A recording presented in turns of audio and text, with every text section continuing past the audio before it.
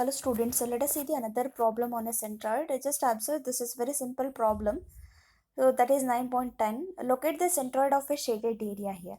So you need not to consider the other hollow areas. You need to consider the shaded. You need to find out the centroid of a shaded area. You just observe that is shaded area. You need to find out.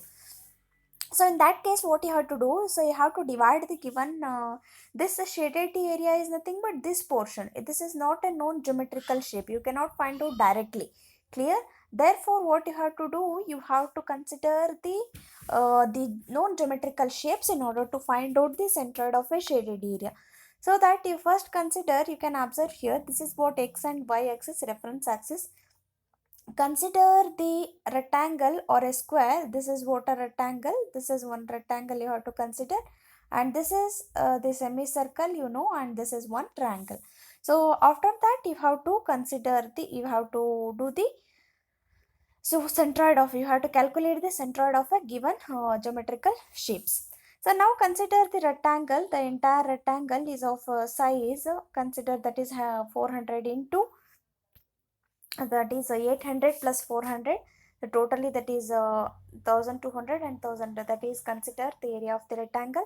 And we know that for a rectangle, the whatever the x value is there, that is b by 2, this is b by 2. This here the reference axis is this one, x and y axis are the reference axis, dotted line indicate the centroidal axis, and this y bar is equal to what, d by 2, that is 1000 divided by 2. Find out ax and ay here. So now again consider this triangle. You can observe this is a hollow triangle now. This consider after, and it is the area of this triangle is half into base into height. Base is nothing but 400. Total height is that is 1000. That is half into base into height here. So now the centroidal distance x bar and y bar you need to find out here. So here the x bar and y bar value. So you know that for a right angle triangle, similar way, if you are measuring from the 90-degree side, 1/3. If you are measuring from the other than 90-degree side, then it is 2/3. So you just observe, so the centroid of this, that is centroid of this triangle may be anywhere this point. So from this centroid, we need the x bar value with respect to the reference axis, that is this is x bar and this is y bar, this is y bar, you need to find out. So if you want to measure this distance, that is x bar is nothing but the here to here the distance, that is here to here, that is green distance, whatever the green line is there. So that green line distance is what, that is 2/3 of base here. 2/3 of 400 is nothing but from green line here to here plus 800. Therefore 2/3 of 400 plus 800, and y bar is nothing but here to here.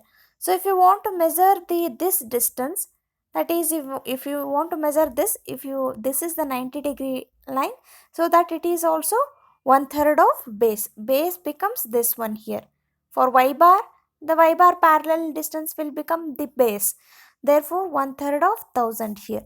So then calculate ax and ay. Next is the semicircle. So you know that area of the semicircle, the area of the semicircle is what, area of pi r square divided by 4 here. So here what you need to consider here, whatever the area you are considering for a hollow, it is a negative. So here also similar, you have to consider pi r square divided by 4, negative. Triangle, it is also negative here. And the x bar value, so you just observe the different semicircles formulas for x bar and y bar value.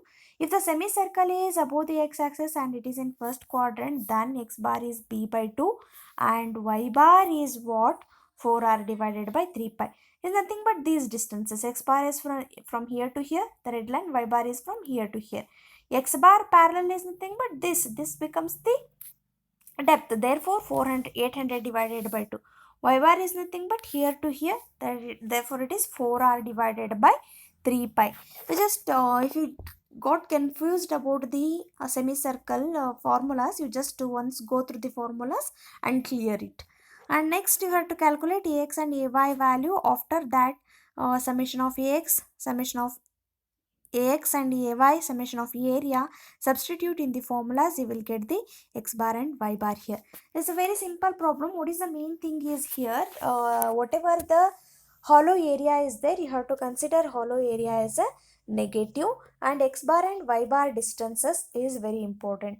For semicircle also, if the positioning of the semicircle is different, then the x bar and value y bar value is also different. You just observe that carefully, try to solve those problems. If you're having any doubts, you just feel free to contact me. Thank you.